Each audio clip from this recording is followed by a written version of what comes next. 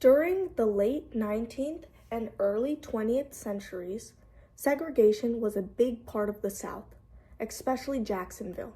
The streetcar system was a big part of transportation used by many residents, although it was also a significant example of racial discrimination.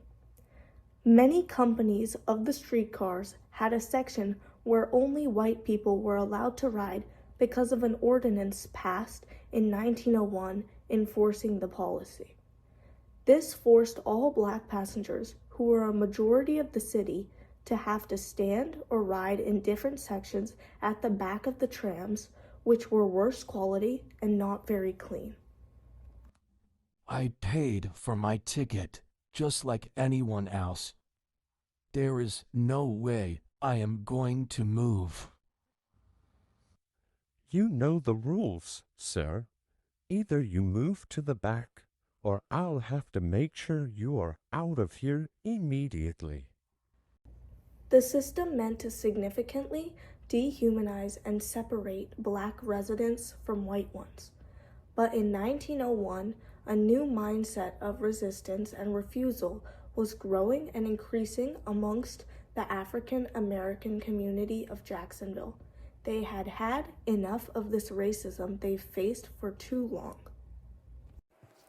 Born in 1871, James Weldon Johnson, a man who grew up trained by his mother, a schoolteacher, was a great leader for the African American community during this time. He learned music and other subjects from his mother, graduated from Atlanta and Columbia University, and then practiced law. James spoke up against the discriminatory practices and challenged them.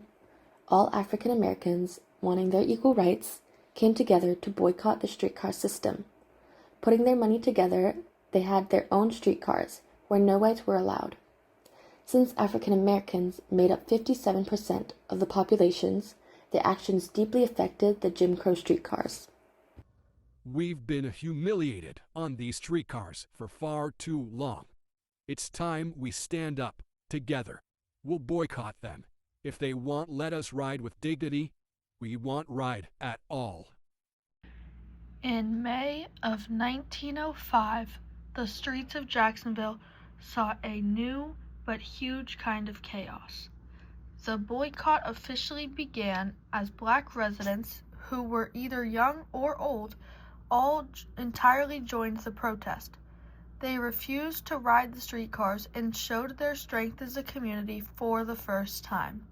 This resistance had begun, and it was very powerful, which was different for them to be speaking out about an issue like this, which was never done before. Where do you think you are going? I'm going wherever I need to, but it won't be on your discriminatory, segregated streetcars. The boycott spread around town quite rapidly.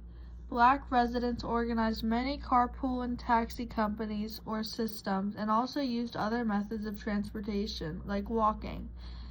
The streetcar companies started to witness a significant financial decline as most of their riders who were using the companies the most but still mistreated stopped as a resistance. However, the boycott wasn't just about the bad transportation systems for African Americans. It was a time to speak up for their overall dignity and equality, to try and withstand all this injustice from Jacksonville, which was defined by much more racial segregation. Many tensions within African American and white folk emerged along with the boycott.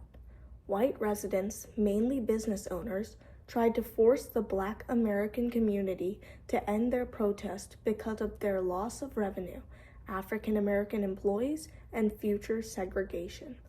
The city's company leaders were becoming increasingly distressed as all of their businesses fell apart because of the significant economic impact influenced by the boycott. The African American community has stopped using our streetcars, and now our business is rapidly collapsing. If this continues, we will definitely go bankrupt. What can we do to bring them back? Yes, you are right. They do in fact make up most of our population. Without their support, we wouldn't be able to fund much. We need them to pay for our streetcars and not their own. Maybe it's time we set things straight and try to bring them back to our own trams. The result of these long protests for many weeks caused different meetings and arrangements among the streetcar corporations.